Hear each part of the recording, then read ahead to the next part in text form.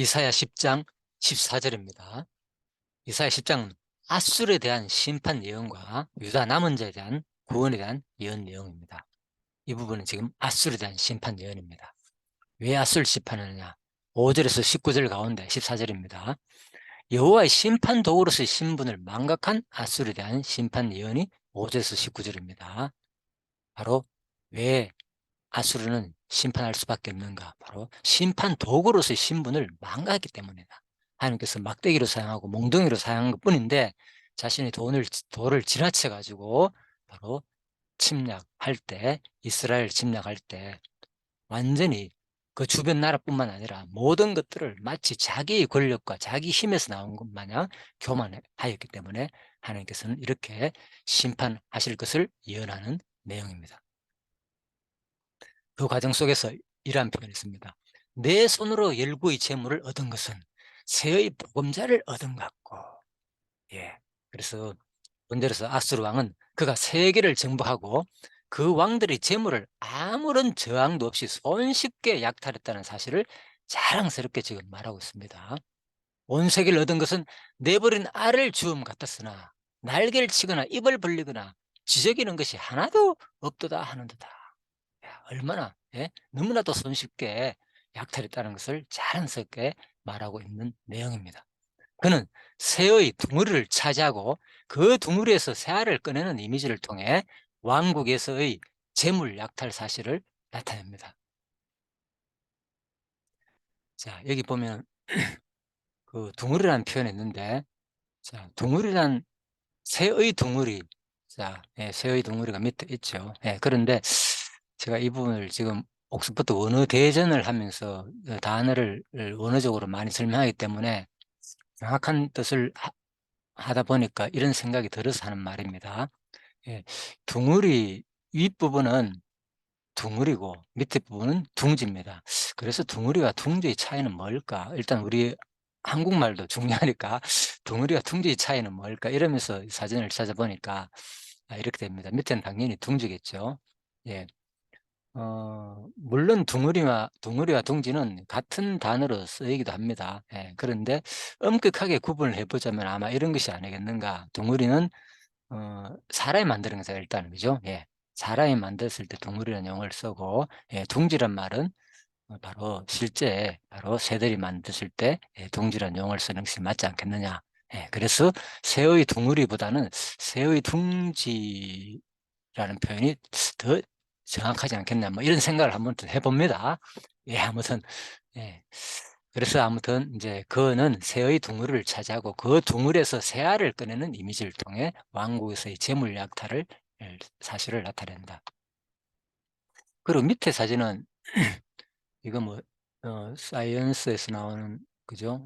촬영한 내용이네요. 그죠? 생존이라는 EBS 다큐입니다.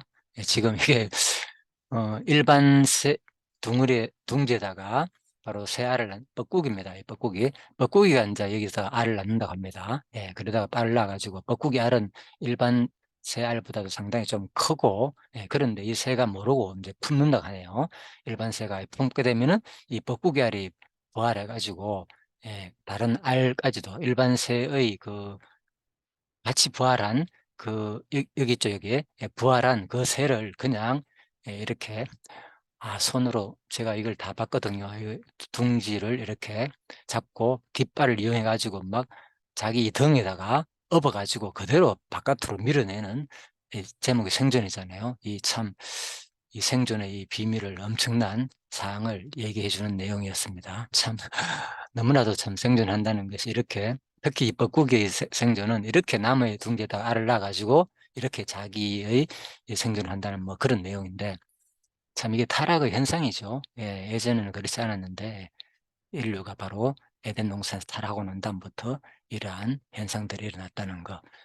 자, 아무튼 생각이 나서 잠시 말씀드렸습니다. 결국은 이제 이것도 하나의 타락 현상이겠죠. 그래서 누구 바로 아수르가 똑같죠. 작은 이 새 알을, 그죠?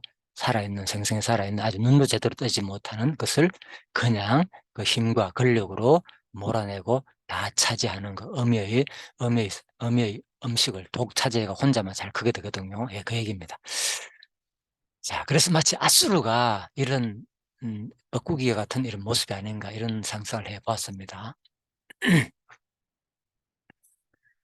여기서 내버린에 해당되는 아주버트는 버리다는 의미를 지닌 아자버의 수동태 분사로서 이미 새가 돌보지 않고 버린 아래 상태를 나타내고 있는 것이다. 추움 같았으나에 해당되는 웨케의 소프는 서크의 원형과 얻은 것은에 해당되는 아사페티의 원형은 동일하게 아사프라는 동사입니다. 이 단어의 기본적인 의미는 모아들이는 것입니다. 버려진 샤를 모아들이는 것을 묘사하는 단어와 동일한 단어를 사용함으로써 내버린이라는 말인지 내버린 아주버트나 주음 같아 여기는 이제 아사페트 이런 말도 아사프도 똑같이 바로 동일한 단어라는 거죠. 그래서 아수르 왕은 세계 정복이 자신에게 있어 매우 손쉬운 것이었음을 거듭 강조한다는 겁니다. 그리고 자신의 능력을 상징하는 표현으로 사용된 내 손으로 얻은 것에 해당하는 야디라는 표현은 이렇듯 손쉽게 바로 약탈하고 세상을 정복하는 것이 바로 자신의 권능으로 말미암은 것임을 또 강조하는 겁니다. 예. 그래서 아수르 왕은 세상의 주권과 섭리에 따른 것이 아니라 자신의 강한 힘과 능력으로 세상을 약탈하고 정복하였다고 주장하였기 때문에 하나님께서는 바로 이 아수르에 대한 심판을 예언하고 있는 내용입니다. 그리고 뒷부분입니다. 날개를 치거나 입을 벌리거나 지저귀는 것이 하나도 없도다 하는도다. 예, 그래서 이 본절 하반절은 아수르 왕이 약탈할 때 정하는 세력이 전혀 없었다는 사실을 강조하는 내용이죠. 날개를 치고 입을 벌리는 것은 공격에 맞서 방하는 모습을 나타내며 지저귀는 것은 도움을 청하는 모습을 나타내겠죠.